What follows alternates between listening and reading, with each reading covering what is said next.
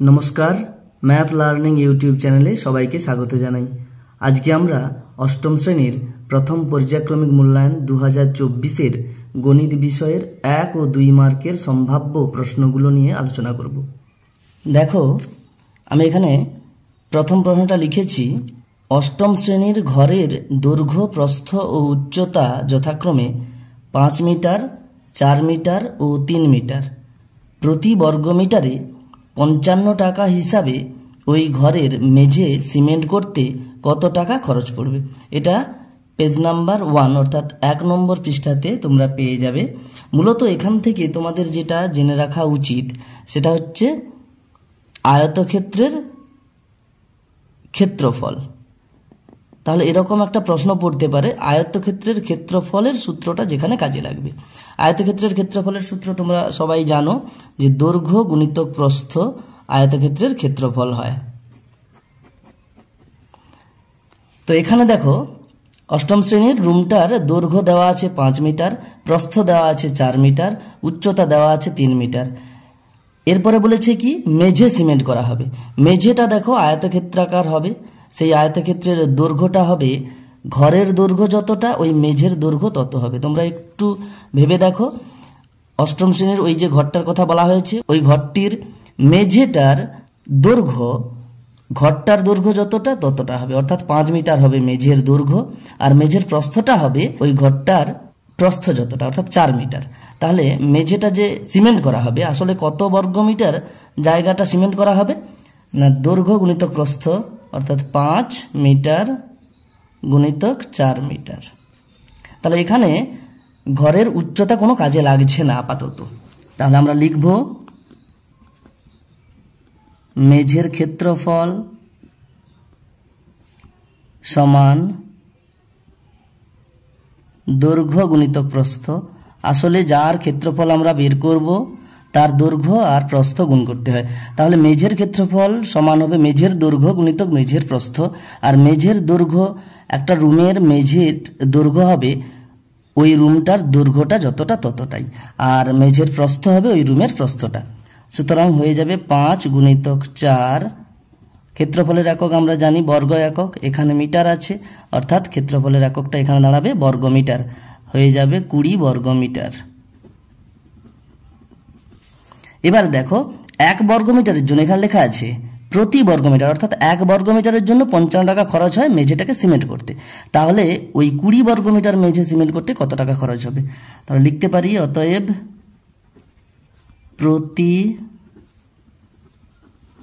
প্রতি বর্গ মিটারে 55 টাকা হিসাবে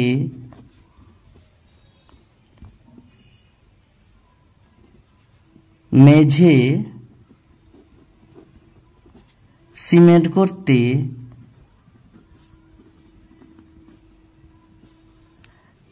খরচ পড়বে সমান কত হচ্ছে, 1 বর্গমিটারের জন্য 55 টাকা, তাহলে 20 বর্গমিটারের জন্য 55 গুণিতক 20 টাকা হয়ে যাবে। সমান দেখো 55 2 110 আর 0 থেকে গেল, তাহলে 1100 টাকা। এটাই উত্তর হয়ে যাবে।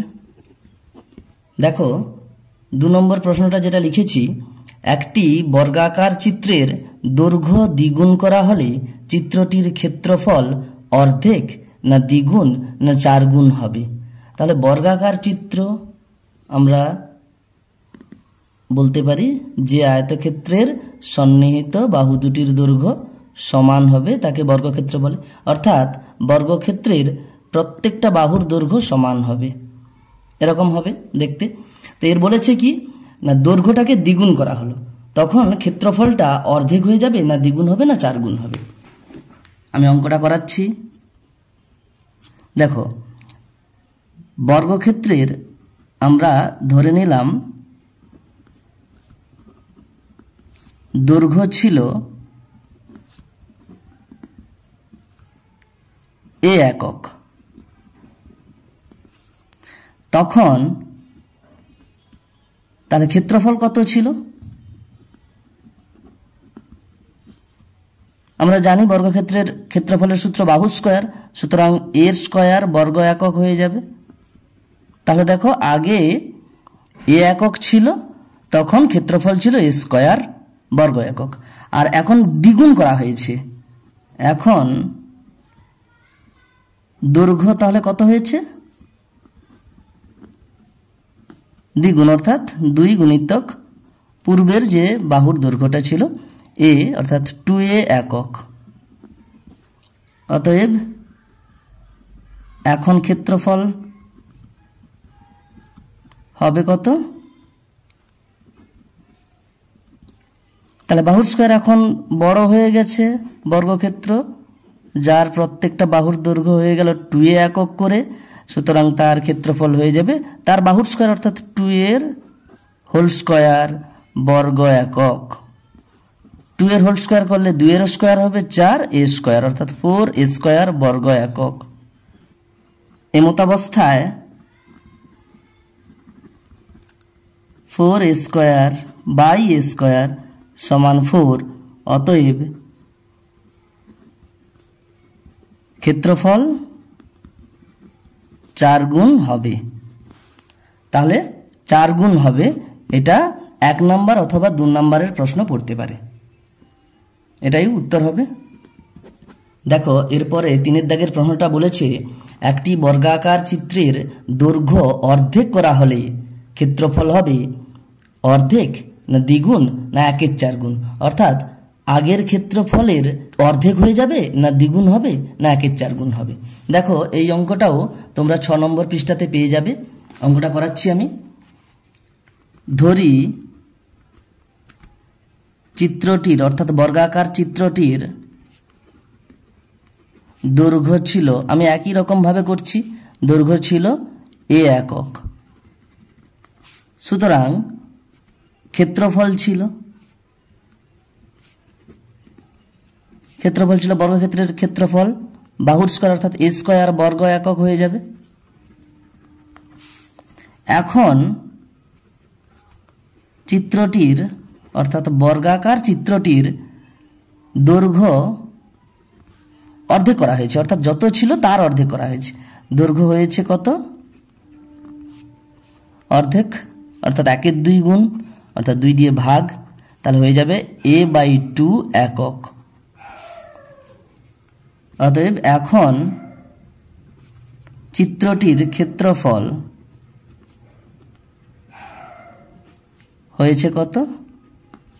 সমান বাহু স্কয়ার অর্থাৎ a/2 এর হোল স্কয়ার বর্গ একক।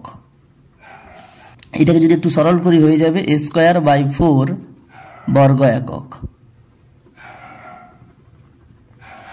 এখন আমরা বলতে পারি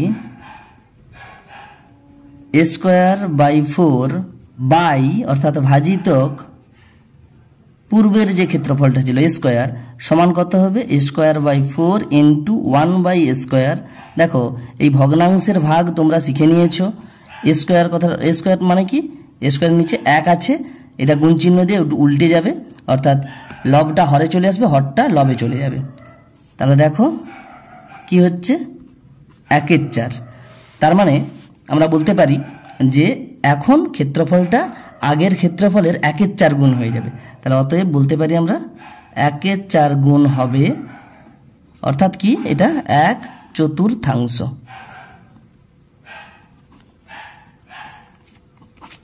তাহলে ক্ষেত্রফলটা 1/4 হবে, এর উত্তর হয়ে যাবে। এরপরে দেখো 4 দাগে যে প্রশ্নটা দিয়েছি, একটি সমবাহু ত্রিভুজের প্রতিটি বাহুর দৈর্ঘ্য 4y + 2 সেন্টিমিটার হলে ত্রিভুজটির পরিসীমা কত হবে? এটা দেখো তোমরা 11 নম্বর পৃষ্ঠাতে বইতে পেয়ে যাবে। দেখো এখানে সমবাহু ত্রিভুজের কথা বলা হয়েছে। তোমরা সবাই জানো যে সমবাহু ত্রিভুজের প্রত্যেকটা অর্থাৎ 3টি বাহুর দৈর্ঘ্যই সমান হবে। সুতরাং এখানে বলে দিয়েছে প্রতিটি বাহুর দৈর্ঘ্য 4y + 2 সেন্টিমিটার, তাহলে এটা 4y + 2, এটাও 4y + 2, এটাও 4y + 2 সেন্টিমিটার। তাহলে ত্রিভুজটার পরিসীমা আমরা জানি, কোনো জ্যামিতিক চিত্রের পরিসীমা বলতে সেই জ্যামিতিক চিত্রের প্রত্যেকটা বাহুর যোগফল। সুতরাং এখানে আমরা বলতে পারি এইভাবে উত্তরটা লিখব, ত্রিভুজটির অর্থাৎ সমবাহু ত্রিভুজটির প্রতিটি বাহুর দৈর্ঘ্য বলে দেওয়া আছে 4y + 2 সেন্টিমিটার। অতএব সমবাহু ত্রিভুজটির পরিসীমা সমান, পরিসীমা কত হবে? তাহলে দেখো 4y + 2 কে 3 দিয়ে গুণ করলে আমরা সমবাহু ত্রিভুজের পরিসীমা পেয়ে যাব। 3 গুণিতক একটি বাহুর দৈর্ঘ্য, তাহলে 3 × 4y + 2 সেন্টিমিটার সমান, দেখো এটাকে সরল করলে আমরা পেয়ে যাব 3 × 4 = 12y + 3 × 2 = 6 এত সেন্টিমিটার হয়ে যাবে। তাহলে এই পর্যন্ত লিখে দিলেও হবে, আমি বলবো সরল করে একদম গুণ করে এই মানটা লিখতে, তাহলে এটাই উত্তর হয়ে যাবে। এরপরে 5 দাগের প্রশ্নটা কি বলেছে? বর্গাকার ক্ষেত্রের একটি বাহুর দৈর্ঘ্য 3m - 4 মিটার, m এর মান কত হলে ওই বর্গাকার ক্ষেত্রের পরিসীমা 8 মিটার হবে? দেখো এখানে একটা বর্গক্ষেত্রের কথা বলা হয়েছে, যার প্রত্যেকটা বাহুর দৈর্ঘ্য বলে দেওয়া আছে 3m - 4 মিটার করে। তাই m এর মান কত হলে ওই বর্গাকার ক্ষেত্রের পরিসীমা 8 মিটার হবে? এখানে কি বলা আছে? বর্গাকার ক্ষেত্রটির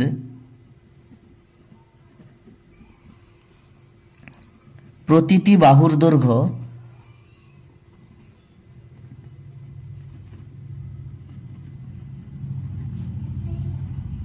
3m - 4 মিটার। অতএব বর্গাকার ক্ষেত্রটির পরিসীমা কত হবে? দেখো বর্গক্ষেত্রের প্রত্যেকটা বাহুর দৈর্ঘ্য তো সমান হয়, একটা বাহুর দৈর্ঘ্য দেওয়া আছে, তাহলে তার পরিসীমা হবে আমরা জানি 4 গুণিতক একটি বাহুর দৈর্ঘ্য, তাহলে 4 × 3m - 4 এত মিটার হয়ে যাবে ওই বর্গাকার ক্ষেত্রটির পরিসীমা। এখানে বলে দেওয়া আছে যে ওই বর্গাকার ক্ষেত্রটার পরিসীমা 8 মিটার, সুতরাং আমরা বলতে পারি 4 × 3m - 4 সমান 8। এটা একটা আমরা সমীকরণ পেয়ে যাব। তাহলে বলতে পারি অতএব প্রশ্নানুসারে 4 × 3m - 4 = 8। তাহলে এটাকে তোমরা সমাধান করবে, সমাধান করলেই m এর মানটা পেয়ে যাবে। তাহলে 3m - 4 সমান, এখানে দেখো 4 গুণ আছে, ওপাশে গেলে 4 দিয়ে ভাগ হয়ে যাবে, 2 হয়ে যাবে। আমি একটু শর্টে করে দিচ্ছি বা করে 3m সমান, আমরা পক্ষান্তর করব, -4টা এদিকে এলে প্লাস হয়ে যাবে, তাহলে হয়ে যাবে m সমান, দেখো এখানে 4 2 যোগ করলে 6 হবে, 6কে দেখো 3 দিয়ে একদম সরাসরি আমি ভাগ করে দিচ্ছি, 6কে 3 দিয়ে ভাগ করলে 2 হবে। তাহলে m এর মান কত হবে? 2 হবে, m এর মান 2 হবে। এরপরে 6 দাগের প্রশ্নটাতে কি বলেছে? x কে দুটি বর্গের অন্তররূপে প্রকাশ করো। এটা তোমরা 13 নম্বর পৃষ্ঠাতে বইতে পেয়ে যাবে। দেখো x কে দুটি বর্গের অন্তররূপে প্রকাশ করতে বলেছে। যখনই দুটি বর্গের অন্তররূপে প্রকাশ করতে বলবে কোনো সংখ্যাকে বা সংখ্যামালাকে, তখন আমরা কি করব? এটাকে ab-র আকারে প্রকাশ করব। x কে আমরা 1 × x লিখতে পারি। দেখো যে কোনো সংখ্যাকে 1 দিয়ে গুণ করলে সেই সংখ্যাটাই হয়, তাহলে কি হয়ে যাবে? a × b, অর্থাৎ ab-র সূত্র। আমরা জানি ab-র সূত্রটা কি আছে? a + b/2 এর whole square minus a - b/2 এর হোল স্কোয়ার। তো দেখো দুটো বর্গ হচ্ছে, দুটো স্কোয়ার, তার অন্তর অর্থাৎ বিয়োগফল রূপে প্রকাশ করা যাচ্ছে ab কে। তো এটাই সূত্র, a × b ab। তাহলে কি লিখব? 1 + x/2 এর হোল স্কোয়ার মাইনাস 1 - x/2 এর হোল স্কোয়ার। তো এটা হবে, দেখো এখানে 1 × x বা x × 1 লিখে x + 1/2 এর হোল স্কোয়ার মাইনাস x - 1/2 এর হোল স্কোয়ার করলেও হয়ে যাবে, অর্থাৎ 1 এর জায়গায় x আর x এর জায়গায় 1 লিখলেও সেক্ষেত্রেও অঙ্কটা ঠিক হবে। তো এটাই হবে উত্তর। এরপরে দেখো 7 দাগের প্রশ্নটা যেটা দেওয়া আছে, m + 1/m সমান -5 হলে দেখাও যে m² + 1/m² সমান 23। এটা 13 নম্বর পৃষ্ঠাতে বইতে তোমরা পেয়ে যাবে। দেখো এখানে কন্ডিশন যেটা দেওয়া আছে, m + 1/m সমান -5। তোমরা দেখো m + 1/m সমান -5 দেওয়া আছে, এখানে দেওয়া আছে m² + 1/m² সমান 23 হবে, এটা দেখাতে বলছি। তাহলে আমরা কি করব? সরাসরি যদি আমরা উভয় পক্ষকে হোল স্কোয়ার অর্থাৎ বর্গ করে নিই, তাহলে আমরা উত্তরে পৌঁছে যেতে পারবো, অথবা আরেক রকম ভাবেও আমরা অঙ্কটা করতে পারি। আমি দুভাবেই দেখাচ্ছি। তাহলে কি করব, উভয় পক্ষকে বর্গ করে পাই। তাহলে কি হয়ে যাবে, বাম পক্ষে m+1/m আছে তার হোল স্কোয়ার হয়ে গেল, আর ডান পক্ষে -5 আছে তারও হোল স্কোয়ার হয়ে গেল। তাও এটাকে আমরা একটু সরল করলে আমরা পেয়ে যাব, দেখো a + b whole square, a square plus 2 × a × b, a + b whole square, a square plus 2ab + b square. এখানে a বলতে m, b বলতে 1/m। তাহলে লিখছি আমরা সেই সূত্র, a square plus 2 × a × b plus b square অর্থাৎ 1/m এর হোল স্কোয়ার হয়ে যাবে 1/m স্কোয়ার, সমান দেখো -5 এর হোল স্কোয়ার, -5 × -5 হয়ে যাবে -5 প্লাস 5 5 25। বা দেখো এখানে m এর নিচে কিছু নেই, 1 আছে, 2 এর নিচেও 1 আছে, উপরে m নিচে m কাটাকুটি হয়ে যাবে, তো হয়ে যাবে m square plus 2 plus 1/m square সমান 25 হয়ে গেল, বা m square plus 1/m square এদিকে রাখলাম, সমান চিহ্ন দিয়ে পক্ষান্তর করব আমরা, এই +2টাকে ওদিকে নিয়ে যাব ডান পক্ষে, তাহলে হয়ে যাবে 25 - 2, বা m square plus 1/m square সমান হয়ে যাবে দেখো 25 থেকে 2 বাদ দিলে 23। দেখো আমরা সরাসরি উত্তরে পৌঁছে গেছি। এখানে আমরা লিখতে পারি প্রমাণিত এটা, অথবা আমরা আরেক রকম ভাবে করতে পারি দ্বিতীয় পদ্ধতিতে। এখানে দেখো a + b হোল স্কোয়ারের সূত্রটা আমরা প্রয়োগ করলেই উত্তরে পৌঁছে যেতে পাচ্ছি। আর না হলে আমরা করতে পারি কি, যেটা দেওয়া আছে যে m স্কোয়ার প্লাস 1/m স্কোয়ারের মানটা আমাদের 23 দেখাতে হবে। আমরা কি করব, এটাকে a স্কোয়ার প্লাস 1/m এর যেটা হোল স্কোয়ার আছে অর্থাৎ a square plus b square করে আমরা সাজালাম। দেখো এখানে a বলতে m, a square plus b square, b বলতে 1/m। তাই a স্কোয়ার প্লাস b স্কোয়ারের দুটো সূত্র হয় আমরা জানি, আমি এখানে লিখছি a স্কোয়ার প্লাস b স্কোয়ারের দুটো সূত্র হয়, একটা হচ্ছে a plus b whole square -2ab, অথবা a minus b whole square plus 2ab সূত্রটাকেও আমরা জানি। দেখো এখানে এই প্রথম সূত্রটা কাজে লাগাতে পারবো আমরা, তাহলে a প্লাস b অর্থাৎ m প্লাস 1/m এর whole square -2ab 2 × a × b অর্থাৎ m × 1/m। দেখো m প্লাস 1/m এর মানটা দেওয়া আছে এখানে -5, তাহলে -5 বসালাম m প্লাস 1/m এর জায়গায়, তার হোল স্কোয়ার যেমন আছে তেমনি লিখলাম, মাইনাস দেখো এখানে m আর m কেটে গেল, 2 হলো, -5 এর হোল স্কোয়ার -5 গুণিতক -5 হয়ে যাবে 5 5 25, মাইনাসে মাইনাসে প্লাস হয়ে যাবে, 5 5 25 হবে, 25 - 2 যেমন আছে, 25 থেকে 2 বাদ দিলে 23। এইভাবে আমরা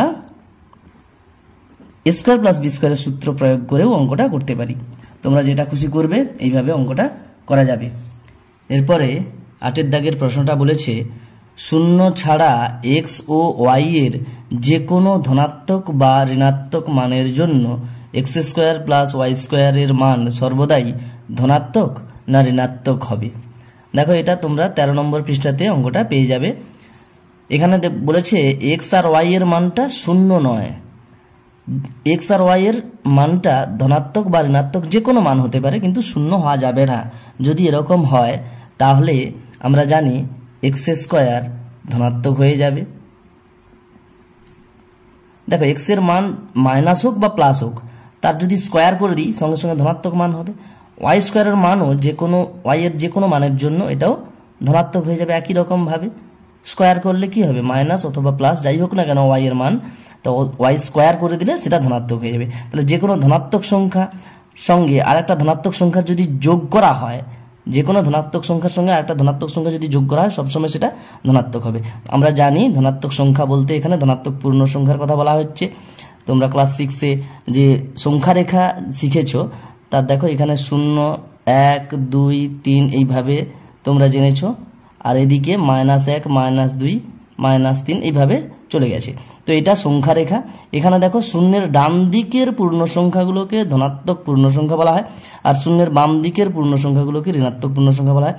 তো ধনাত্মক পূর্ণ সংখ্যা যে কোনো ধরে নাও 1 2 3 4 5 এগুলোর মধ্যে যে কোনো যদি দুটো সংখ্যা ধরে নাও, তাদের যোগফল দেখবে সবসময় শূন্যের ডান দিকের যে কোনো একটা মান দেবে, অর্থাৎ ধনাত্মক সংখ্যা হবে। তাহলে এটা কি হবে, ধনাত্মক।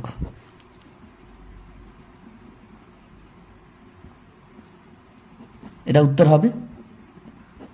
দেখো এরপরে 9 দাগের প্রশ্নটা যেটা দেওয়া হয়েছে, x - 2 এর হোল স্কোয়ার প্লাস y - 2 এর হোল স্কোয়ার সমান 0 হলে x প্লাস y সমান কত হবে।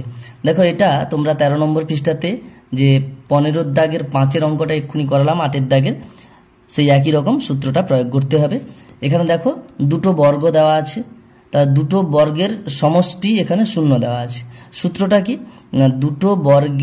দুটো সংখ্যার বর্গের সমষ্টি 0 হলে প্রত্যেকটা সংখ্যা আলাদা আলাদা করে 0 হবে, প্রত্যেকটা সংখ্যার মান আলাদা আলাদা করে 0 হবে। অর্থাৎ এখানে x - 2 ও 0 হবে এবং y - 2 অবশ্যই 0 হবে, তবে গিয়ে 0 স্কোয়ার 0 প্লাস 0 স্কোয়ার 0, 0 প্লাস 0 সমান 0 হবে। না হলে কিন্তু আমি যে একটু আগে অঙ্কটা করালাম 8 দাগের, সেখানে যেটা বলা হয়েছে যে 0 যদি না হয় এই দুটো সংখ্যা, তাহলে তাদের বর্গের সমষ্টি অবশ্যই ধনাত্মক হবে, অর্থাৎ 0 থেকে বেশি হবে। তাহলে এটা কি হবে, x - 2 সমান 0 আর y - 2 সমান 0 হবে। এখান থেকে দেখো x এর মান পেয়ে যাচ্ছি 2 আর এখান থেকে y এর মান পেয়ে যাচ্ছি 2। আমরা সরল সমাধান করছি, x সমান -2টা ওদিকে গেছে প্লাস 2 হয়ে গেল, y সমান ওপাশে গেল 2 হয়ে গেল। তাহলে অতএব x প্লাস y সমান কত দাঁড়াবে, x এর মান 2 আর y এর মান 2 বসালাম, 2 + 2 সমান 4, এটাই উত্তর হয়ে যাবে। এরপরে দেখো 10 দাগের আমি 3টে প্রশ্ন এখানে দিয়েছি 16 নম্বর পৃষ্ঠাতে। তোমরা অনেকগুলো এই একই রকমের প্রশ্ন পেয়ে যাবে, সবগুলোই খুবই ইম্পর্ট্যান্ট। আমি মোটামুটি 3টে প্রশ্ন এখানে দিয়েছি। এই 3টে প্রশ্নকে কাজে লাগিয়ে অন্য রকমের অঙ্কও আসতে পারে। তো এই 3টে যে সূত্র দিয়েছি, 3টে সূত্র অবশ্যই মনে রাখতে হবে। দেখো প্রথম প্রশ্ন বলেছি, সামান্তরিকের বিপরীত কোণগুলির মান পরস্পর সমান না অসমান। সামান্তরিক কাকে বলে তোমরা মোটামুটি একটু জানো সবাই, যে বিপরীত বাহুগুলি পরস্পর সমান্তরাল হবে। তো এটা সমান্তরাল হবে, এটা সমান্তরাল হবে। তো এরকম যদি হয় তাহলে আমরা সহজেই প্রমাণ করতে পারি সামান্তরিকের বিপরীত কোণগুলির মান পরস্পর সমান হবে। এটা সমান হবে, এই কোণের মান এই কোণের মান সমান হবে। সুতরাং সামান্তরিকের বিপরীত কোণগুলির মান পরস্পর সমান হবে, এটা হবে। তো এরপরে দেখো 2 নম্বর প্রশ্নটা লিখেছি, রম্বসের কর্ণদ্বয়ের দৈর্ঘ্য সাধারণত কি হবে, সাধারণত অসমান হবে। আমি এখানে রম্বসের ছবিটা আঁকছি। রম্বসের চিত্রটা তোমরা দুভাবে আঁকতে পারবে, তবে সবচেয়ে ভালো যেটা পদ্ধতি রম্বসের চিত্র অঙ্কনটা করবে কি না, দুটো পরস্পর লম্ব অসমান দৈর্ঘ্যের রেখা পরস্পর লম্বভাবে এঁকে নেবে। এঁকে নেওয়ার পরে এবং দেখবে যেন অবশ্যই রেখা দুটো পরস্পরকে সমদ্বিখণ্ডিত করে, অর্থাৎ এই যে রেখাটা আছে অনুভূমিক রেখাটা, এটা অর্ধেক এদিকে আছে অর্ধেক এদিকে আছে, আর উল্লম্ব রেখাটাও অর্ধেক উপরে আছে অর্ধেক নিচে আছে। হ্যাঁ, এইভাবে আমরা প্রত্যেকটা শীর্ষবিন্দুগুলোকে যদি যোগ করে নিই, অর্থাৎ প্রত্যেকটা রেখার প্রান্ত বিন্দুগুলোকে যদি যোগ করে নিই, তাহলে আমরা রম্বস পেয়ে যাব। তো এরপরে তো রম্বসের এখানে দেখো এই যে রেখা দুটো পাচ্ছি, এটাই হয়ে যাবে কর্ণ, আর এই কর্ণ দুটো অসমান দৈর্ঘ্যের হবে। তোমরা এইভাবেও এঁকে দেখে নিতে পারো। তো মূলত বর্গক্ষেত্রটা মতো দেখতে সেটা একটু হেলানো হবে। হ্যাঁ, এরকম হয়, 4টে বাহুর দৈর্ঘ্য সমান হবে কিন্তু কোনো কোণই সমকোণ হবে না। তো এটা হবে রম্বস। তো রম্বসের আমরা কর্ণগুলো অসমান দৈর্ঘ্যের পাবো। তাহলে কি হবে, রম্বসের কর্ণদ্বয়ের দৈর্ঘ্য সাধারণত অসমান। এটা হয়ে গেল রম্বসের। এরপরের 3 নম্বর প্রশ্ন যেটা দিয়েছে, রম্বসের কর্ণদ্বয় পরস্পরকে ড্যাশ ড্যাশ করে। তো রম্বসের কর্ণদ্বয় আমি যে এখানে এই যে প্রথম ছবিটা এঁকেছিলাম রম্বসের, সেখানে আমি মোটামুটি এই 3 নম্বর যে প্রশ্নের যে উত্তরটা সেটা বলে দেওয়া আছে। রম্বসের কর্ণগুলো দেখো পরস্পরকে সমকোণে সমদ্বিখণ্ডিত করবে। দেখো এই দুটো রেখা অর্থাৎ কর্ণ দুটো দেখো লম্বভাবে আছে পরস্পরের উপর, এবং তার সঙ্গে সঙ্গে কি আছে, তাহলে 90 ডিগ্রি আছে, এবং তার সঙ্গে কি আছে না পরস্পরকে সমদ্বিখণ্ডিত করেছে। তাহলে কি লিখব, সমকোণে সমদ্বিখণ্ডিত করে, সমকোণে সমদ্বিখণ্ডিত করে, এটাই উত্তর হবে। এরপরে দেখো 11 দাগে যে প্রশ্নটা আমি দিয়েছি এখানে, তোমরা সেটা বইতে 26 নম্বর পৃষ্ঠাতে পেয়ে যাবে। দেওয়া আছে বৃত্তকলাগুলির কেন্দ্রীয় কোণ ড্যাশের ভগ্নাংশ হবে। দেখো আমি এখানে উত্তরটা প্রথমে বলে দিচ্ছি, তারপরে বোঝাচ্ছি। 360 ডিগ্রি এর ভগ্নাংশ হবে। বৃত্তকলাগুলির কেন্দ্রীয় কোণ 360 ডিগ্রির ভগ্নাংশ হবে। দেখো বৃত্তকলা বলতে কি, বৃত্তকলার কেন্দ্রীয় কোণটাও বা কি, 360 ডিগ্রি কীভাবে হচ্ছে আমি বলছি। এখানে পাইচিত্রের কথা বলা হচ্ছে, পাইচিত্র চ্যাপ্টারটাতে তোমরা পেয়ে যাবে, অর্থাৎ গাণিতিক তথ্যকে আমরা বৃত্তক্ষেত্রাকার চিত্রের মাধ্যমে প্রকাশ করব। দেখো এইভাবে পাইচিত্র অঙ্কন করতে হয়, তোমরা জানো। এইখানে যে পাইচিত্রের যে মূল যে এই যে সম্পূর্ণ কোণটা, এদিকে 180 ডিগ্রি, এদিকে 180 ডিগ্রি, এই করে টোটাল যে কোণটা, সম্পূর্ণ কোণটা কত, 360 ডিগ্রি। আর বৃত্তকলা বলতে কি না, দুটো, যে কোনো দুটো তোমরা ব্যাসার্ধ আঁকো, ব্যাসার্ধ দ্বারা যে পরিধির বৃত্তাকার যে চিত্রটা, পাইচিত্রের পরিধির যে অংশটা ছিন্ন হচ্ছে, এই পরিধির অংশটা অর্থাৎ বৃত্তচাপ এবং দুটো ব্যাসার্ধের সাহায্যে যে বৃত্তের অংশটা তৈরি হয় সেটাকেই বলে বৃত্তকলা। তা এটা একটা বৃত্তকলা। তো এই বৃত্তকলার কেন্দ্রীয় কোণ বলতে কেন্দ্রে এই বৃত্তকলাটা কতটা কোণ তৈরি করেছে, তাহলে বৃত্তকলার কেন্দ্রীয় কোণ কি হবে, টোটাল যে 360 ডিগ্রি আছে তারই ভগ্নাংশ। এরপরে 12 দাগের প্রশ্নটা দিয়েছি, মূলদ সংখ্যা কাকে বলে। এটা তোমরা 32 নম্বর পৃষ্ঠাতে বইতে পেয়ে যাবে। বইতে মূলদ সংখ্যা কাকে বলে একদম সুন্দরভাবে লেখা আছে, তবুও আমি এখানে লিখছি একটু, যে সমস্ত সংখ্যাকে p/q আকারে প্রকাশ করা যাবে,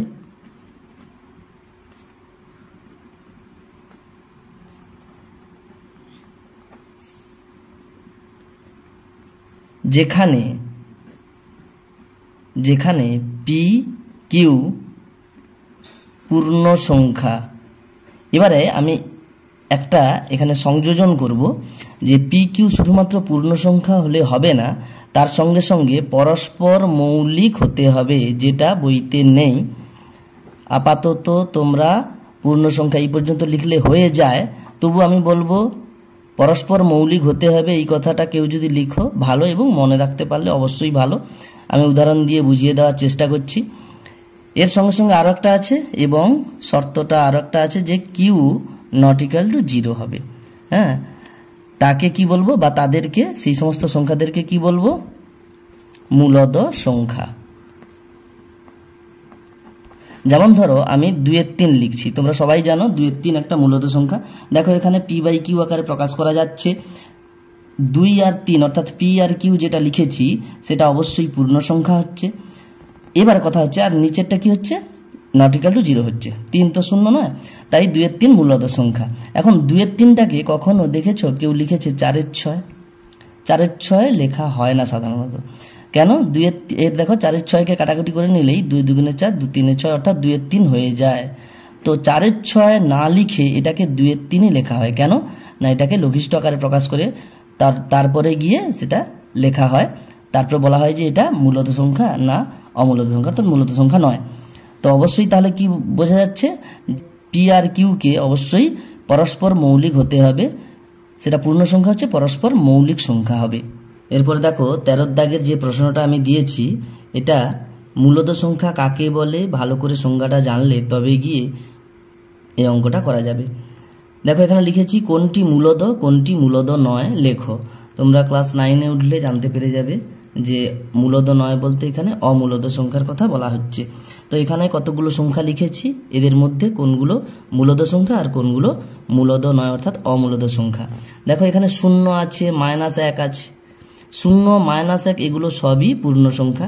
0টা পূর্ণ সংখ্যা হবে, -1টা ঋণাত্মক পূর্ণ সংখ্যা।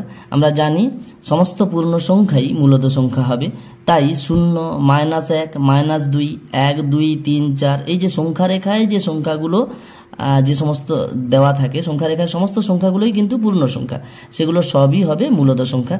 তাই 0, -1 মূলদ সংখ্যা। আমি এখানে লিখছি মূলদ কারা কারা হচ্ছে, 0 হচ্ছে, -1 হচ্ছে, আর কি হবে, -4/5ও মূলদ সংখ্যা হবে। কেননা p/q আকারে প্রকাশ করা যাচ্ছে, -4 আর 5 দুটোই পূর্ণ সংখ্যা, অর্থাৎ p/q আকারে p/q দুটোই পূর্ণ সংখ্যা হচ্ছে, আর নিচেরটা 0 নয়, তাই -4/5ও মূলদ সংখ্যা হবে। এছাড়াও আরও একটা সংখ্যা হবে এখানের মধ্যে, আমি তার আগে অমূলদ কারা সেটা আমি এখানে লিখছি। দেখো এখানে দেখো 2 এর বর্গমূল আছে, অর্থাৎ √2টা অমূলদ সংখ্যা হবে। তার কারণ যেহেতু 2 এর বর্গমূল পূর্ণ সংখ্যা হবে না, তাই 2 এর বর্গমূলটা হবে অমূলদ সংখ্যা। তা সেই সঙ্গে সঙ্গে তাহলে √6ও একটা অমূলদ সংখ্যা হবে। আর কি হবে দেখো √9 কিন্তু বর্গমূল আমরা পাচ্ছি, সেটা হবে 3। তাই 9 এর বর্গমূল অর্থাৎ √9 যেটা আছে সেটা মূলদ সংখ্যা হবে। তাহলে মূলদ সংখ্যার ঘরে এটা বসে যাবে। এইভাবে তোমরা অবশ্যই প্র্যাকটিস করে রাখবে। এরপরে 14 দাগের অঙ্কটাতে কি বলেছে, দুটি আলাদা মূলদ সংখ্যার মধ্যে ড্যাশ মূলদ সংখ্যা আছে, নির্দিষ্ট না অসংখ্য। তাহলে কি বলতে চেয়েছে এখানে, দুটি আলাদা মূলদ সংখ্যার মধ্যে নির্দিষ্ট সংখ্যক মূলদ সংখ্যা আছে না অসংখ্য মূলদ সংখ্যা আছে। এই প্রশ্নটা তোমরা 40 নম্বর পৃষ্ঠাতে বইতে পেয়ে যাবে। এখানে দেখো উত্তর হবে অসংখ্য। কি করে হচ্ছে ব্যাপারটা আমি একটু এখানে উদাহরণ দিয়ে বোঝানোর চেষ্টা করছি। ধরো এখানে 0 আছে, এখানে 1 আছে। আমরা জানি যে কোনো পূর্ণ সংখ্যা মূলদ সংখ্যা হবে, অর্থাৎ সমস্ত পূর্ণ সংখ্যাই মূলদ সংখ্যা। 0, 1 দুটো মূলদ সংখ্যা। এই দুটো আলাদা মূলদ সংখ্যার মাঝখানে দেখো একদম মধ্যিখানে হাফ আছে, অর্থাৎ অর্ধেক আছে। 0 আর হাফের মাঝখানে 1/4 আছে। 0 আর 1/4 মাঝখানে 1/8 আছে। এইভাবে যে কোনো দুটো আলাদা আলাদা মূলদ সংখ্যার মাঝখানে অসংখ্য মূলদ সংখ্যা পেয়ে যেতে পারি আমরা। এটাকে মূলদ সংখ্যার ঘনত্বের সূত্র বলা হয়। ঘনত্বের সূত্র ইংরেজিতে বলে density property of rational number. তাহলে এখানে উত্তর হবে অসংখ্য মূলদ সংখ্যা আছে। এরপরে দেখো 15 দাগে দুটো প্রশ্ন দিয়েছি আমি। 15 দাগের প্রথম প্রশ্নটা আছে -5/2 এর সাথে ড্যাশ যোগ করলে 0 পাবো, অর্থাৎ -5/2 এর সাথে কত যোগ করলে 0 পাবো। দেখো এটাকে আমি একটু সরল করে নিচ্ছি। -5/2 সমান হয়ে যাবে কত, মাইনাসে মাইনাসে +5/2। এবারে দেখো এটা +5/2 হয়ে গেল। তা এর সঙ্গে কত যোগ করলে 0 পাবো, যে কোনো সংখ্যার সঙ্গে তার বিপরীত সংখ্যার যোগ করলে 0 হয়। অর্থাৎ +5/2 এর সঙ্গে +5/2 এর বিপরীত সংখ্যা যোগ করলে 0 পাবো। +5/2 এর বিপরীত সংখ্যা কত হবে, -5/2। তাহলে এখানে উত্তর কি হবে, -5/2 এর সাথে -5/2 যোগ করলে 0 পাবো। এরপরে 2 দাগের অঙ্কটা কি বলেছে, -3/9 এর সাথে কত গুণ করলে 1 পাবো। দেখো এই অঙ্কটা আমি এইভাবে করাতে পারি যে কোনো সংখ্যার সাথে কত গুণ করলে 1 পাবো। তাহলে কি করব আমরা, 1 ভাজিতক -3/9 উত্তর হয়ে যাবে। সেটা কি করে পাবো, তাহলে 1 গুণিতক -9/3 হয়ে যাবে। তাহলে সমান কত হবে, সমান হয়ে যাবে মাইনাসে প্লাসে -9/3। তাহলে -9/3 উত্তর হয়ে যাবে এখানে। এবারে আরেকটা ধরনের প্রশ্ন হয় এখানে, যে কোনো সংখ্যার সাথে কত গুণ করলে 1 হয়, না ওই সংখ্যার অন্যন্য গুণ করলে, অর্থাৎ কোনো সংখ্যার সাথে ওই সংখ্যার অন্যন্য গুণ করলে 1 পাই আমরা। তাই এক্ষেত্রে আমরা -3/9 এর অন্যন্য -9/3 হয়, এটাও আমরা বুঝতে পারলাম। এরপর দেখো 16 দাগের যে প্রশ্নটা লিখেছি, x সমান -3/8 হলে 5 - (x) এর মান কত হবে। এটা তোমরা 41 নম্বর পৃষ্ঠাতে কষে দেখি 3 পেয়ে যাবে। তো এটা কিভাবে করব আমরা, x এর মান দেওয়া আছে -3/8, তাহলে এখানে এর মানটা বের করতে গেলে আমরা কি করব, x সমান -3/8 দেওয়া আছে, তাহলে অতএব করে বলতে পারি 5 - (x) এর মানটা কত হবে। এটাকে একটু সরল করে নিচ্ছি। 5 দেখো মাইনাসে মাইনাসে প্লাস হবে, x হবে। এবারে কি করব, 5 প্লাস, এবারে x এর মানটা এখানে দেওয়া আছে, দেখো x এর মানটা এখানে বসিয়ে দেবো। কত আছে, -3/8, তাহলে x এর জায়গায় x এর মানটা -3/8 বসিয়ে দিলাম।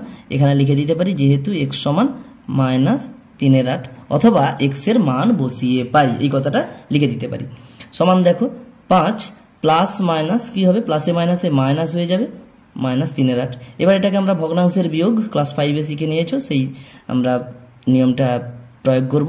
আমি এখানে সরাসরি করে দিচ্ছি। যদি দেখি যে পূর্ণ সংখ্যার সঙ্গে কোনো ভগ্নাংশের যোগ অথবা বিয়োগ আছে, আমরা এইভাবে করে নিতে পারি। এই যে এখানে হরটা আছে, হরের সঙ্গে এটা গুণ করব, 8 × 5 = 40, 40 বিযুক্ত 3 কত হবে, 40 বিযুক্ত 3 সরাসরি 37 লিখে দিতে পারি, আর নিচে 8 যেমন আছে তেমনি লিখবো। 40 থেকে 3 বাদ দিলে 37, 37 8 সমান কত হবে? 8 4 32, 5 অবশেষ থাকবে, নিচে 8 আছে যেমন তেমনি থাকলো, অর্থাৎ 4 পূর্ণ 5 এর 8, এটাই উত্তর হয়ে যাবে। এরপরে দেখো 17 দাগের অঙ্কটা যেটা আছে, সংখ্যা রেখায় বসাও। 41 নম্বর পৃষ্ঠাতে কষে দেখি 3-এ তোমরা পেয়ে যাবে। এখানে আমি 3টে সংখ্যা আমি দিয়েছি, এই 3টা সংখ্যাকে সংখ্যা রেখায় কিভাবে বসানো যেতে পারে সেটা আমি দেখাবো। 1-এর 4, -2-এর 3, 6-এর 5। আমি একটা সংখ্যা রেখা আঁকছি এইভাবে। প্রথমে তোমাদের একটু ভেবে নিতে হবে 1-এর 4 কোন দুটো পূর্ণ সংখ্যার মধ্যে 1-এর 4 সংখ্যাটা আছে। দেখো 1-এর 4 যেহেতু প্লাস আছে, এটা 0-র থেকে বড় হবে, তাহলে 0-র থেকে বড় হবে 1-এর 4 সংখ্যাটা। এবারে দেখো যদি দেখি আমরা সংখ্যাটি প্রকৃত ভগ্নাংশ, দেখো এখানে 1-এর 4 এটা প্রকৃত ভগ্নাংশ, তাহলে কি হবে? ওটা 1-এর থেকে ছোট হবে। প্রকৃত ভগ্নাংশ সবসময় 1-এর থেকে ছোট হয়, অপ্রকৃত ভগ্নাংশ 1-এর থেকে বড় হয়। সুতরাং 1-এর 4টা 0 থেকে 1-এর মধ্যে থাকবে। তাহলে আমি যদি এখানে 1 লিখি, এখানে যদি 2 লিখি, এইভাবে 2 চলে যাবে, 1 2, এদিকে -1 -2 এইভাবে চলে যাবে। তো এবারে কি হবে? 1-এর 4 কোথায় বসবে?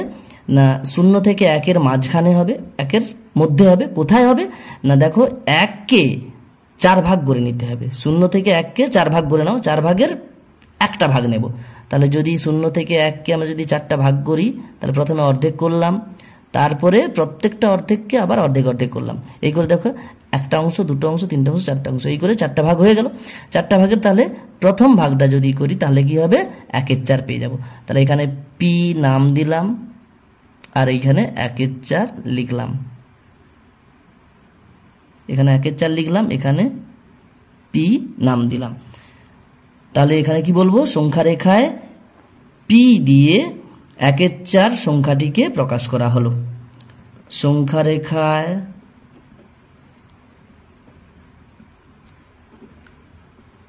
পি দিয়ে 1-এর 4 সংখ্যাটিকে প্রকাশ করা হলো বা বসানো হলো। তাহলে এইভাবে 1-এর 4 আমরা সংখ্যা রেখায় বসাতে পারি। এরপরে -2-এর 3 আমি সংখ্যা রেখায় বসাচ্ছি পরের পৃষ্ঠাতে। দেখো -2-এর 3, তাহলে সংখ্যা রেখা আঁকবো। -2-এর 3 আছে, তো দেখো এটা যেহেতু মাইনাস আছে তাহলে 0-এর থেকে ছোট হবে। তাহলে কি হবে? এখানে যদি 0 হয়, এদিকে যদি 1 2 করে যায় ডান দিকে, এদিকে কি হবে? -1 -2 করে আসবে। এবার দেখো যেহেতু মাইনাস আছে, 0-এর বাম দিকে থাকবে, অর্থাৎ ঋণাত্মক সংখ্যা। এবার দেখছি এখানে দেখো মাইনাস বাদ দিয়ে দেখো 2-এর 3 আছে, সুতরাং এটা প্রকৃত ভগ্নাংশ। তাহলে কি হবে? এটা 0 থেকে -1-এর মাঝখানে হবে। 0 থেকে -1-এর মধ্যে কোথায় হবে? না 0 থেকে এই যে -1টা আছে, এটা 1 একক, তো এটাকে আমরা 3 ভাগ করে নেব।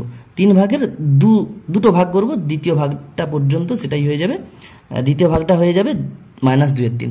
তাহলে এটাকে 3 ভাগ করলে আমরা কি দেখতে পাবো? এইভাবে 3 ভাগ করলাম। 3 ভাগ করার পর দ্বিতীয় যে ভাগটা, প্রথমেরটা হবে কি? -1-এর 3, তারপরটা হবে -2-এর 3। তাহলে এখানে ধরো আমি একটা কিউ নাম দিলাম, আর এটা হয়ে যাবে -2-এর 3, -2-এর 3, আর এটা কিউ দিয়ে আমি এখানে লিখব যে সংখ্যা রেখায়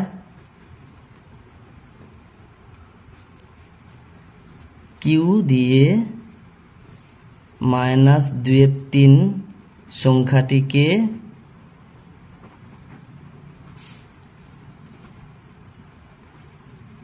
প্রকাশ করা হলো। এরপরে আমরা সংখ্যা রেখায় 6-এর 5 সংখ্যাটিকে বসাবো। 6-এর 5 দেখো এটা প্লাস আছে, অর্থাৎ ধনাত্মক সংখ্যা, তাহলে 0-এর ডান দিকে হবে। 0 এই পাশে 1 2 3 এইভাবে যাবে, এই পাশে বাম দিকে আসবে -1 -2 এইভাবে চলে যাবে। এটা যেহেতু ধনাত্মক সংখ্যা তাহলে 0-এর ডান দিকে থাকবে।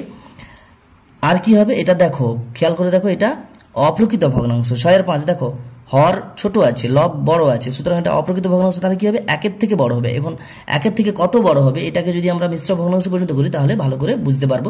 দেখো 6/5কে 1/1/5 মিশ্র ভগ্নাংশে পরিণত করা যাচ্ছে। 6কে 5 দিয়ে ভাগ করো, 5/1 1 ভাগশেষ থাকবে, এই করে আমরা 1/1/5 পেয়ে যাব। তো 1/1/5 সমান 1 যুক্ত 1/5। তাহলে একের থেকে বড় হবে, একের থেকে বড় হবে। আর কি হবে? কতটা হবে? আর যে 1 থেকে 2 পর্যন্ত যেটা, সেটাকে 5/1 ভাগ নেব। তাহলে 1-এর থেকে বড়, 2-এর থেকে ছোট, এই 1 থেকে 2 পর্যন্ত যে 1 একক আছে এটাকে 5 ভাগ করব। 1 2 3 4 5, এই করে 1 ভাগ, 2 ভাগ, 3 ভাগ, 4 ভাগ করে দেখো এখান থেকে এতটা 1 ভাগ, 2 ভাগ, 3 ভাগ, 4 ভাগ, 5 ভাগ করলাম। 5 ভাগ করে কি করব? প্রথম যে ভাগটা হবে এটাই হয়ে যাবে 1/5। সুতরাং 1 যুক্ত 1/5 এটা হয়ে যাবে 6/5। তাহলে এখানে একটা নাম দিয়ে দিলাম, ধরো এ নাম দিয়ে এটাকে 6/5 লিখে দেব।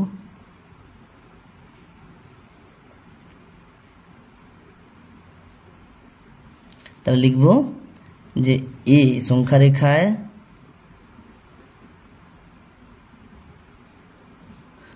রেখায় এ দিয়ে 6/5 সংখ্যাটিকে প্রকাশ করা হলো।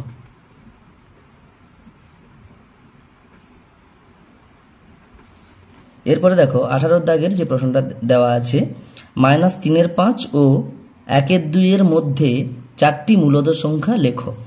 দেখো এরকম দুটো মূলদ সংখ্যার মাঝখানে যখন কিছু মূলদ সংখ্যা লিখতে বলবে তখন আমরা এইভাবে করতে পারি যে নিচেরগুলোকে, অর্থাৎ প্রত্যেকটা মূলদ সংখ্যার যে হর আছে হরগুলোকে একই করব।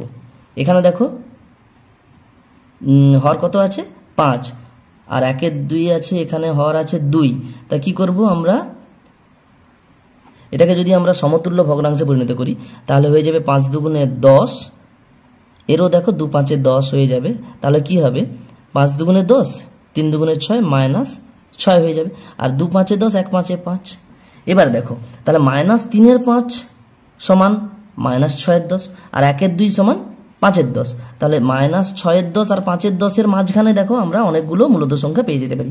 অতএব -3/5 ও 1/2 মধ্যে 4টি মূলদ সংখ্যা হলো, দেখো -6/10 থেকে 5/10 পর্যন্ত কতগুলো মূলদ সংখ্যা পাবো? -6/10 থেকে বাড়তে থাকবে, অর্থাৎ ডান দিকে যাব। তাহলে হয়ে যাবে -5/10। খেয়াল করে -5/10টা কিন্তু -6/10 থেকে বড় হবে। তারপরে হয়ে যাবে -4/10, যেমনিভাবে -6 থেকে বড় -5, -4, এইভাবে -3/10, -2/10, -1/10, তারপরে 0। এই করে আমরা পেয়ে যাব 1/10, 2/10, 3/10, 4/10। আমি ইচ্ছে করে অনেকগুলো লিখলাম তোমরা যাতে বুঝতে পারো। তাহলে 4টে বললে যে কোনো 4টে লিখবো, আর না হলে 10টা বললে 10টা লিখবো। এইভাবে 1 2 3 4 5 6 7 8 9 10, 10টা আমরা পেয়ে যেতে পারি। আর যদি 10টার থেকে বেশি বলে তাহলে এটাকে আরও বাড়াবো। এটাকে দেখো আরও বাড়ালে কি হবে? তাহলে 10 দুগুণে 20 হয়ে যাবে, এখানে -12 হয়ে যাবে। সমতুল্য ভগ্নাংশ এগুলো আমরা ক্লাস 5-এ শিখে নিয়েছি। আর এটাও হয়ে যাবে একই রকম, 10 দুগুণে 20, তো 5 দুগুণে 10। তাহলে -12-র 20 আর 10-এর 20-র মধ্যে আরও অনেকগুলো আমরা মূলদ সংখ্যা পেয়ে যেতে পারি। তাহলে এইটা হয়ে যাবে উত্তর। এরপরে দেখো 19-এর দাগের যে প্রশ্নটা দেওয়া হয়েছে, এখানে আছে p² q² r⁵ আছে -p³ q⁵ r² plus p⁵ q³ r²। এই পুরো সংখ্যামালাটাকে ভাগ করতে বলা হয়েছে p² q² r² দিয়ে। তাহলে কত হবে এটা জানতে চাওয়া হয়েছে।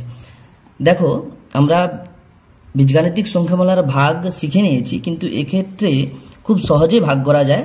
আমি এখানে করাচ্ছি p² q² r⁵ - p³ q⁵ r² plus P to the power 5 Q cube R square. এটাকে যখন আমরা এটা দিয়ে ভাগ করব, আমরা এটাকে এইভাবে লিখতে পারি, এটাও ইজ ডিভাইডেড বাই, অর্থাৎ এটাকেও ভাগ চিহ্ন হিসেবে আমরা লিখতে পারি P square Q square R square. তো যখন আমরা এইভাবে যখন লিখতে পারবো, লবের প্রত্যেকটা পদকে আমরা হর দিয়ে আলাদা আলাদা করে ভাগ করতে পারি। তাহলে কি হবে, P square Q square R to the power 5 কে আমরা মানে এটাকে এটা দিয়ে ভাগ করবো, আবার এটাকে এটা দিয়ে ভাগ করবো, আবার এটাকে এটা দিয়ে ভাগ করতে পারি।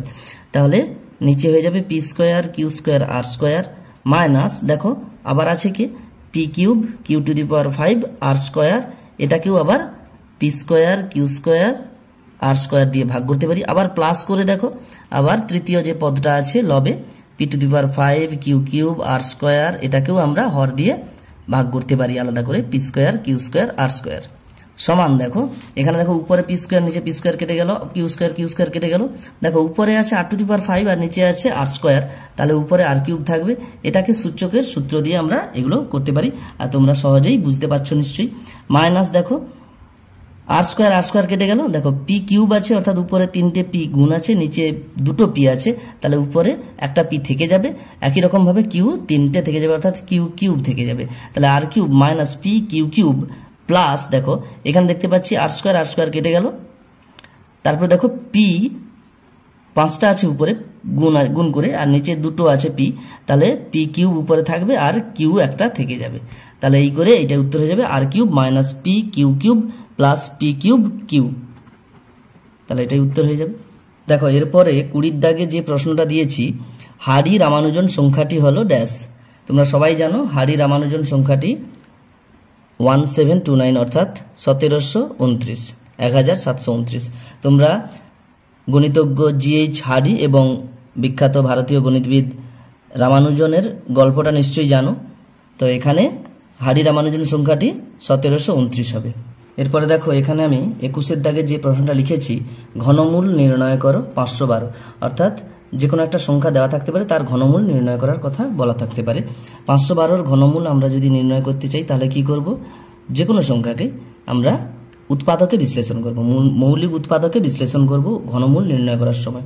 দেখো 512-কে এখানে 2 দিয়ে যাবে, 2 2 4 1 11 2 5 10 2 6 12।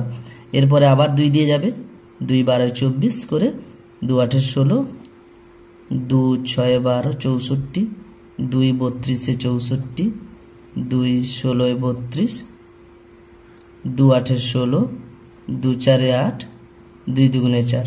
এখানে জায়গাটা আমার একটু ছোট আছে। দেখো এখানে 512-কে মৌলিক উৎপাদকে বিশ্লেষণ করতে গিয়ে দেখলাম সবই 2 হয়েছে। কটা 2 হয়েছে? 1টা 2টো 3টে 4টে 5টা 6টা 7 8 9, 9টা 2 হয়েছে। তাহলে 512-কে আমরা লিখতে পারি 2 গুণিতক 2 গুণিতক 2, 2 গুণিতক 2 গুণিতক 2, 2 গুণিতক 2 গুণিতক 2 করে আমরা সব গুণফল আকারে লিখলাম। এখানে দেখো আমি এখানে লিখতে পারি 2 এর কিউব গুণিতক 2 এর কিউব গুণিতক 2 এর কিউব, এভাবেও লিখতে পারি, না হলে এরকম রেখে দিতে পারি। এখানে দেখো 2 এর কিউব সমান 8 গুণিতক 8 গুণিতক 8 হবে সমান 8 এর কিউব হবে। এবারে আমরা যদি 512-র তাহলে অতএব করে 512-র ঘনমূল নির্ণয় করতে চাই, তাহলে ঘনমূল এরকম করে এইখানে 3 লিখতে হবে। 512-র ঘনমূল কত হবে না, ঘনমূল অর্থাৎ কিউব রুট অফ 8 এর কিউব সমান 8 হবে, তা উত্তর 8 হবে। এটাকে তোমরা এখানে সরাসরি যদি 512-র বর্গ ঘনমূল করে এটাকে যদি পুরোটা লিখতে চাও তাহলে 3টে 2 থেকে একটা 2 বেরিয়ে আসবে, আবার 3টে 2 থেকে একটা 2 বেরিয়ে আসবে, আবার 3টে 2 থেকে একটা 2 বেরিয়ে আসবে। এই করে 2 গুণিতক 2 গুণিতক 2 উত্তর হবে, অর্থাৎ 2 2 4 2 8। সেক্ষেত্রেও আর উত্তর হবে, যে কোনো একটা পদ্ধতিতে তোমরা করে নিতে পারবে। এরপরে দেখো 22-এর দাগে যে প্রশ্নটা লিখেছি 53 নম্বর পৃষ্ঠাতেই আছে, 200-কে ক্ষুদ্রতম কোন ধনাত্মক সংখ্যা দিয়ে গুণ করলে গুণফল পূর্ণঘন সংখ্যা হবে। এখানে বলে রাখি পূর্ণঘন সংখ্যা কাকে বলে, যে সমস্ত সংখ্যার ঘনমূল একটা পূর্ণ সংখ্যা হবে সেই সমস্ত সংখ্যাকে পূর্ণঘন সংখ্যা বলবো। যেমন ধরো এখানে 512-র ঘনমূল নির্ণয় করতে গিয়ে 8 পেয়েছে, অর্থাৎ 8 একটা পূর্ণ সংখ্যা, তাই 512 একটা পূর্ণঘন সংখ্যা হবে। তো এখন 200-কে কত দিয়ে গুণ করলে গুণফলটা পূর্ণঘন সংখ্যা হবে। দেখো 200-কে যদি আমরা মৌলিক উৎপাদকে বিশ্লেষণ করি দেখতে পাবো 2 100 200, 2 50 100, 2 25 50, 5 5 25। তাহলে আমরা 200কে লিখতে পারি, দেখো 2 3টে হয়েছে অর্থাৎ 2 এর কিউব গুণিতক 5 দুটো হয়েছে অর্থাৎ 5 এর স্কয়ার। দেখো এখানে দেখতে পাচ্ছিলাম আমি এই কারণে এখানে 8 এর কিউব করেছি, এইভাবেই করেছি যাতে করে তোমরা এই একটা পদ্ধতিতে সমস্ত অঙ্কগুলো করতে পারো। দেখো কোনো সংখ্যার কিউব হলে তার ঘনমূল করলে সেটা পেয়ে যাব আমরা। তাহলে 2 এর কিউব এর ঘনমূল করলে 2 বের হবে, কিন্তু 5 এর স্কয়ার আছে এর কিন্তু ঘনমূল বের হবে না। তাহলে আমরা এইভাবে লিখতে পারি কিউব রুট অফ 200 অর্থাৎ 200 ঘনমূল কত হবে না 2 বের হবে, এবং তার সঙ্গে সঙ্গে কি হবে না ঘনমূল থাকবে 5 এর স্কয়ারের। এটা আমরা পূর্ণঘন সংখ্যা হচ্ছে না, ঘনমূল পাচ্ছি না। তাহলে কি করব, এখানে যদি আমরা দেখো এখানে 5 এর স্কয়ার আছে অর্থাৎ দুটো 5 গুণ আছে, এটার সঙ্গে যদি 5 একটা গুণ করি তাহলে কি হবে 5 এর কিউব হয়ে যাবে অর্থাৎ পূর্ণঘন সংখ্যা হয়ে যাবে। তাহলে এখান থেকে এই যে লাইনটা আছে আমরা এখানে লিখতে পারি 1 নম্বর। তাহলে 1 থেকে স্পষ্টতই 1 থেকে বলা যায় 200কে 5 দিয়ে গুণ করতে হবে। তা দেখো এটাকে যদি আমরা 5 দিয়ে গুণ করি তাহলে 5 এরও কিউব হয়ে যাবে, তখন ঘনমূল 2 গুণিতক 5 অর্থাৎ 10 উত্তর হবে, তখন ঘনমূলটা 10 হবে তখন। তাহলে উত্তর হবে এখানে 5। এরপরে দেখো 23-এর দাগে যে প্রশ্নটা দিয়েছি ঠিক একই রকমভাবে এখানে ভাগ করার কথা বলা হয়েছে, অর্থাৎ 675কে ক্ষুদ্রতম কোন ধনাত্মক সংখ্যা দিয়ে ভাগ করলে ভাগফল পূর্ণঘন সংখ্যা হবে। তো দেখো 675কে একই রকমভাবে আমরা যদি মৌলিক উৎপাদকে বিশ্লেষণ করি কি হবে 5 13 65 5 5 25 5 2 10 3 5 7 35 3 9 27 3 3 9। এই করে আমরা বলতে পারি 675 সমান 5 এর স্কয়ার গুণিতক 3 এর কিউব হচ্ছে। দেখো 5 দুটো হচ্ছে অর্থাৎ 5 এর স্কয়ার, আর 3টে হচ্ছে 3 এর কিউব। তো দেখো এটাকে যদি আমরা পূর্ণঘন সংখ্যা করতে চাই কত দিয়ে ভাগ করতে হবে, পূর্ণঘন সংখ্যা করার অর্থ কি তার ঘনমূল নির্ণয় করা যাবে। দেখো এখানে 3 এর কিউবের ঘনমূল নির্ণয় করতে পারবো 3 হবে, কিন্তু 5 এর স্কয়ারের ঘনমূল নির্ণয় করতে পারবো না। তাহলে যদি 5 এর স্কয়ারটা যদি পুরোটাই বাদ চলে যেত, তাহলে দেখো এটাকে যদি 5 এর স্কয়ার দিয়ে যদি ভাগ করতাম তো 5 এর স্কয়ার কেটে যেত। হ্যাঁ, তাহলে কি করতে পারি যে 675কে 5 এর স্কয়ার অর্থাৎ 5 5 25, 5 এর স্কয়ার সমান কত হবে 5 5 25 দিয়ে যদি ভাগ করতাম তাহলে সেটা পূর্ণঘন সংখ্যা হয়ে যাবে। তাহলে এখান থেকে আমরা বলতে পারি যে অতএব 1 থেকে বলা যায় 675কে 25, 5 এর স্কয়ার 5 5 25 দিয়ে ভাগ করতে হবে। তো এটাই উত্তর হয়ে যাবে, উত্তর হবে 25। এরপর দেখো 24-এর দাগে যে প্রশ্নটা দিয়েছি 64 নম্বর পৃষ্ঠাতে তোমরা পেয়ে যাবে x plus 1/x is equal to -1 হলে x কিউব -1 এর মান কত। দেখো এই অঙ্কটা এইভাবে করা যেতে পারে যে x প্লাস 1/x এর মান দেওয়া আছে -1, এটাকে আমরা একটু সরল করে নেব। তাহলে আমরা কি পাবো x square plus 1/x is equal to -1। তোমরা এটাকে ভগ্নাংশের যোগের নিয়মে করবে, x এর নিচে 1 আছে তাই 1 আর x এর লসাগু করবে, এইভাবে ভগ্নাংশের যে যোগের নিয়ম আছে সেভাবেই করবে, তাই এটাই পেয়ে যাবে। তাই এরপরে দেখো কোনাগুনি যদি গুণ করি -1 এর নিচে কিছু নেই মানে 1 আছে, কোনাগুনি গুণ করবো আমরা পাবো x স্কয়ার প্লাস 1 এটার সঙ্গে 1 গুণ করলে ওটাই হবে সমান -x, বা -xটাকে যদি এদিকে নিয়ে চলে আসি আর একটু যদি সাজিয়ে নিই তাহলে হয়ে যাবে x স্কয়ার মাইনাসটা এই পাশে এলে প্লাস হয়ে যাবে, প্লাস x হয়ে যাবে, আর প্লাস 1টা ছিল সমান এই পাশে কিছু নেই মানে 0 আছে। তাহলে x square plus x plus 1 is equal two 0 হলো, এটা থাকলো পড়ে। তাই অতএব করে আমরা লিখতে পারি অতএব x এর কিউব -1 এর যে মানটা -1 এর যে মান আমরা নির্ণয় করতে চাইছি এটাকে আমরা লিখতে পারি x এর কিউব -1 এর কিউব। তা দেখো a কিউব মাইনাস b কিউবের সূত্র, a কিউব মাইনাস b কিউবের দুটো সূত্র হয়, এখানে আমরা a কিউব মাইনাস b কিউবের উৎপাদকের সূত্রটা আমরা কাজে লাগাবো। a কিউব মাইনাস b কিউবের উৎপাদকের সূত্র হচ্ছে a মাইনাস b, এখানে a বলতে x b বলতে 1, তাহলে কি হবে x মাইনাস 1 অর্থাৎ a minus b into a square অর্থাৎ x square plus X into one A into B হচ্ছে, তাহলে এক্স ইন্টু ওয়ান সমান এক্স হবে প্লাস ওয়ান স্কোয়ার এক একে এক হবে সমান দেখো এক্স মাইনাস ওয়ান ইন্টু দেখো এখানে এক্স স্কোয়ার প্লাস ওয়ান আছে, দেখো এক্স স্কোয়ার প্লাস ওয়ানের মানটা এখানে শূন্য বেরিয়ে আছে, তাহলে এখানে এক্স স্কোয়ার প্লাস ওয়ানের জায়গায় ওর মানটা শূন্য বসালাম সমান, তাহলে কি হবে যে কোনো সংখ্যার সঙ্গে শূন্য গুণ করলে শূন্য হবে, তাহলে উত্তর হয়ে যাবে শূন্য। এরপরে 25-এর দাগে যে প্রশ্নটা দিয়েছি A by B plus B by A is equal to 1 হলে এ কিউব প্লাস বি কিউবের মান কত।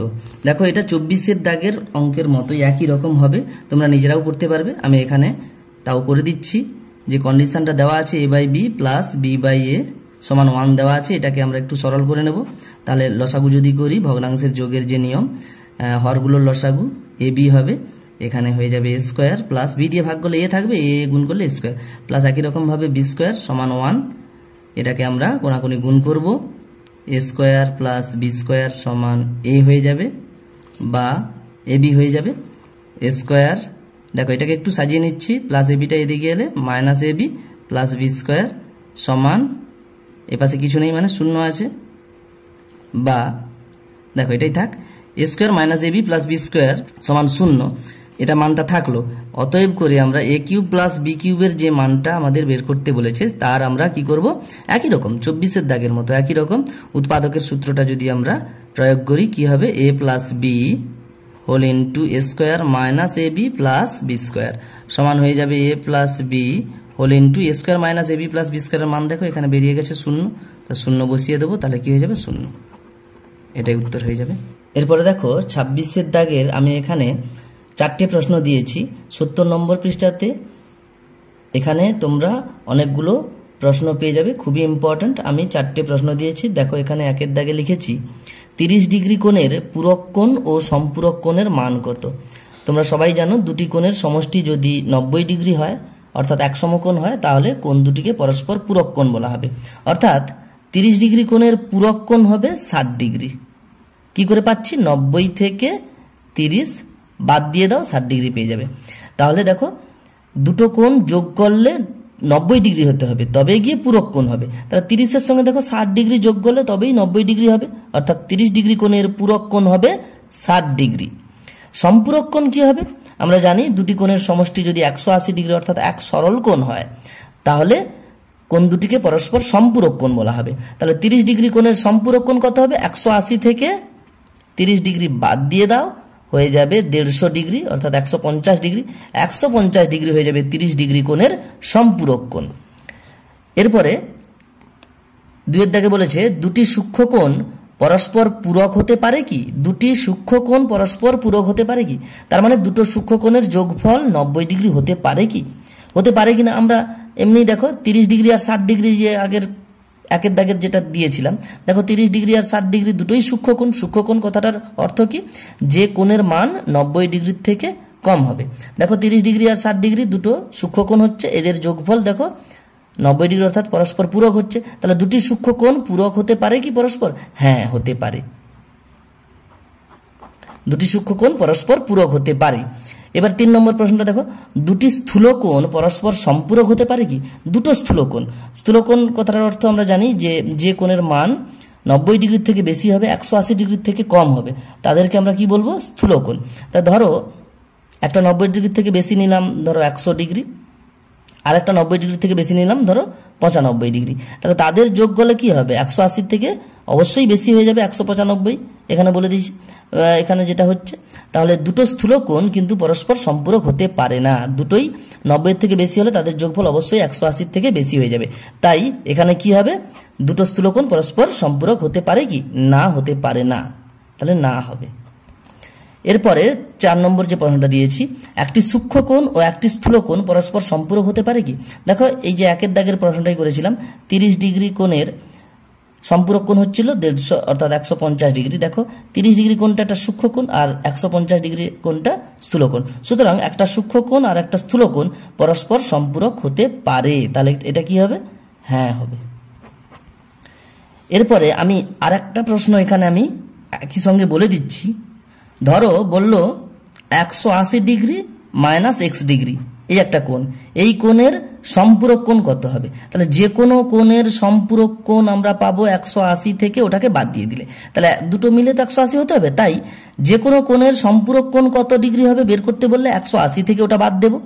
তাহলে এটাকে 180 থেকে যদি বাদ দিই 180 ডিগ্রি বিযুক্ত 180 ডিগ্রি মাইনাস এক্স ডিগ্রি কত হবে, 180 বিযুক্ত 180 মাইনাসে মাইনাসে প্লাস এক্স ডিগ্রি হয়ে যাবে। তাহলে 180 মাইনাস 180 কেটে গেল, সমান হয়ে যাবে এক্স ডিগ্রি। সুতরাং 180 ডিগ্রি মাইনাস এক্স ডিগ্রি কোণের সম্পূরক কোণ হবে এক্স ডিগ্রি। একই রকমভাবে যদি কোনো একটা কোণ দিয়ে বলে এর পূরক কোণ কত হবে, তখন 90 ডিগ্রি থেকে ওই কোণটাকে বাদ দিতে হবে। আমি এই ভিডিওতে প্রথম পর্যায়ক্রমিক মূল্যায়ন 2024-এর ক্লাস 8-এর 1 ও 2 মার্কের প্রশ্নগুলো নিয়ে আলোচনা করেছি। এর পরের ভিডিওতে 3 ও 4 নম্বরের প্রশ্নগুলো নিয়ে আলোচনা করা হবে। আজ আপাতত এই পর্যন্ত, ধন্যবাদ।